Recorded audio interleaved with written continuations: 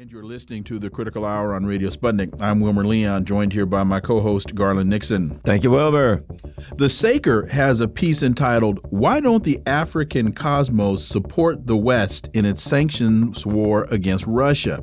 The answer may not be simple, but the memory of European colonization in Africa and its harmful effects are visible, despite the independence of its states may be a reasonable way of understanding it.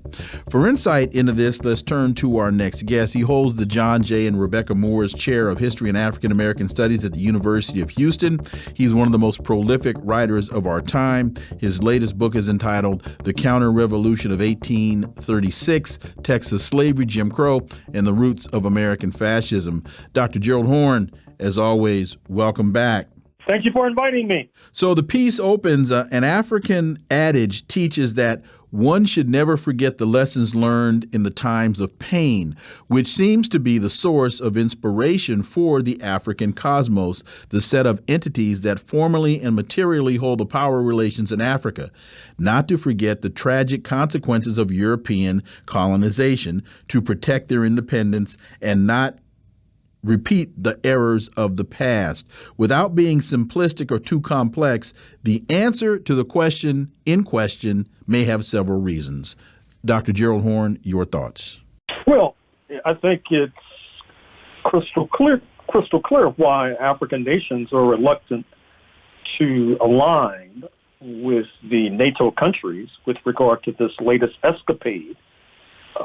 African countries, more than most, recall what happened about a decade ago when you had the NATO countries under the leadership of Barack Obama and Nicolas Sarkozy of France, who ousted President Muammar Gaddafi of Libya.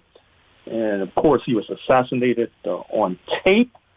We know that Sarkozy was so enthusiastic, as court filings later revealed, because apparently he had received some under-the-table campaign donations and other emoluments from Tripoli, and he recognized that dead men tell no tales. Since that inglorious episode, you've seen Libya descend into chaos. You just saw the parliament building in Tobruk, Libya, be assaulted by mobs.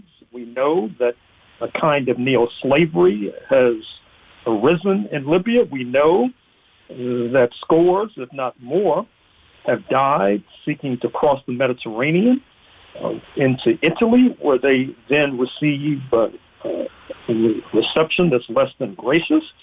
And yet these are the same countries who are now demanding that African nations toe the line, as represented by the bill we've talked about more than once, but it deserves even more attention, the bill by Congressional Black Caucus member Gregory Meeks of Southeast Queens, which calls upon the U.S. to punish and pulverize African nations who do not toe the line, the U.S. line, on Central and Eastern Europe.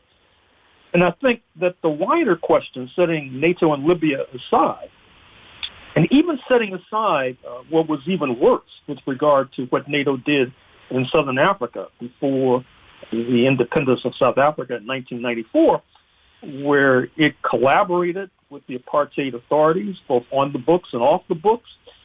We saw that NATO member Portugal was a leading colonial power in Angola and Mozambique, not to mention due north in Guinea-Bissau, before the revolution that overthrew fascism on April 25th, 1974. But setting all that aside with regard to NATO, and I'm happy to do so, in fact, because it's a very smelly topic to discuss. The fact is that African nations probably see that there's more to be gained by hitching a ride with what seems to be the winning horse. Speaking of the BRICS, Brazil, Russia, India, China, South Africa. Speaking of the Belt and Road Initiative of the People's Republic of China. And by the way, you might have seen the unveiling of the new parliament building built by Chinese interests in Zimbabwe. somewhat distant from the capital of Harare, which means that there will be spin-off industries and shops developed, meaning that it'll be a shot of adrenaline into the bloodstream of that African country, suffering and languishing under sanctions by the North Atlantic countries because it had the gumption to try to redistribute the land, taking land from the European invaders and redistributing it to a wider populace. You saw a similar development taking place just outside of Cairo, where China has built a light rail system to the new capital. And so I think that the African nations think that the better part of wisdom is to basically align with the rising force and to try to shun not only the declining force, but the declining force which has more than an iota of malevolence, that is not above using violence to accomplish its goals. And so I think that only the naive should be surprised by this turn of events.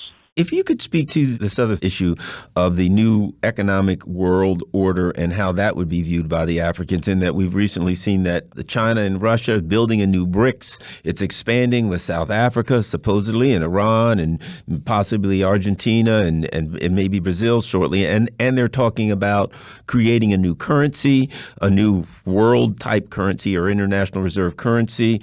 The Global South has been kept out of the economic landscape, the economic picture by or I won't say kept out, I'll put it like this. They've been placed at the bottom of the totem pole when it comes to economics, where the only thing they can contribute in the Western order, the U.S.-led Western order, was their resources at a discounted price or almost at nothing. How do you think they see BRICS, et cetera, looking for them in the future? Well, I think they're optimistic, and I'm glad you brought up the concept of a new economic order, because that should induce a note of caution, because I'm old enough to recall what happened some decades ago before the retreat of the socialist camp in Eastern Europe, when there was much talk, not only at the United Nations, but in the non-aligned movement as well, about a new international economic order. And we saw what happened. We saw that the United States came roaring back, that it aligned with the religious zealots in Afghanistan in order to bleed the Soviet intervention to bolster a left-leaning party, the People's Democratic Party of Kabul. It was not above aligning with neo-fascists in Kabul.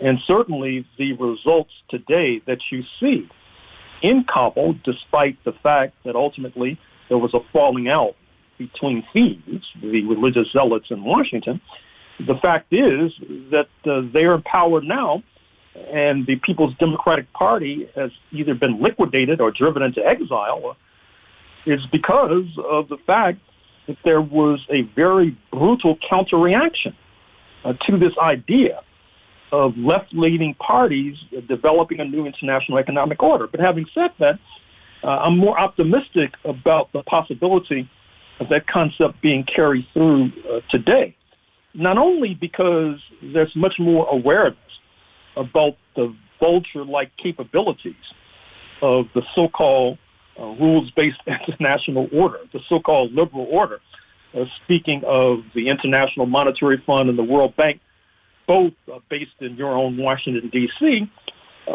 which are the modern-day versions of a collection agency combined with a kind of stick-up agency. And so because of that realization and that awareness, I think that African nations, and to a degree Latin American nations too, will be seeking these alternatives. And speaking of the latter, of course, we're optimistic as well because of the turn to the left, south of the U.S. border, with the elections in Brazil coming up in a few weeks, with Lula being in the pole position, although Mr. Bolsonaro, the incumbent, is threatening to do a Trump and threatening a coup. But in any case, whether he is able to do so or not, I think the long-term trend in this hemisphere is clear. And I think that that's one of the reasons why there's so much hysteria right now. Hysteria not only because, obviously, the escapade in Central and Eastern Europe is backfiring. You saw the headlines about the export machine that is Germany, now suffering a trade deficit. That is to say, it's importing more than it's exporting. And that's only the beginning, I'm afraid to say. And that will inevitably lead to fractures and fissures in the North Atlantic bloc, which will only redound to the benefit of the global South. There were two other elements in this piece that I thought very interesting that make this whole position by African countries to be nothing but practical. So they go through all the historic context, and then they say Russia, on the other hand, has become the main military alternative, accounting for 49% of total arms exports to Africa by 2020 to avoid internal conflicts and protect itself from external interference. And then they go on to say that the way the West treats Ukrainian refugees compared to what has been done with African refugees arriving via the Mediterranean and from the Canary Islands via the Atlantic has not been forgotten. It sounds like long-term memory, practical realities, and the fact that these countries want grain because they got to eat. Well, we just had a tragic exhibit of what you're referring to.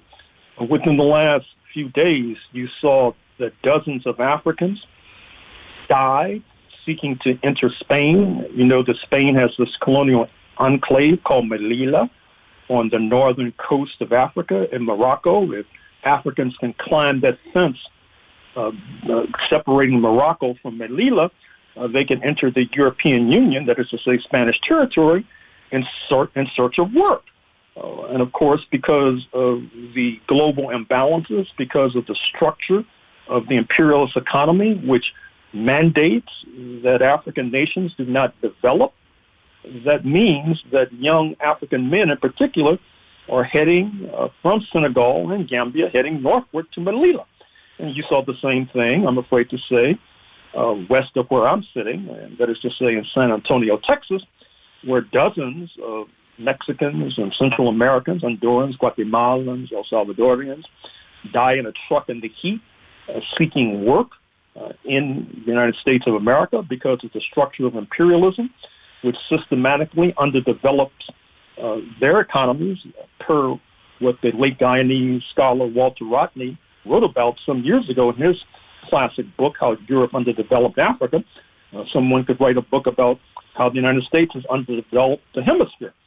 And so I think that those realities are helping to drive African leaders and African intellectuals and trade union leaders into a mass flight away from the talons and clutches of the bloodthirsty imperialist powers as they seek an alternative with regard to not only the BRICS, but the Eurasian Economic Union headed by Moscow, with regard to the BRICS Bank, which by some measures is already more potent than the World Bank headquartered in Washington, D.C.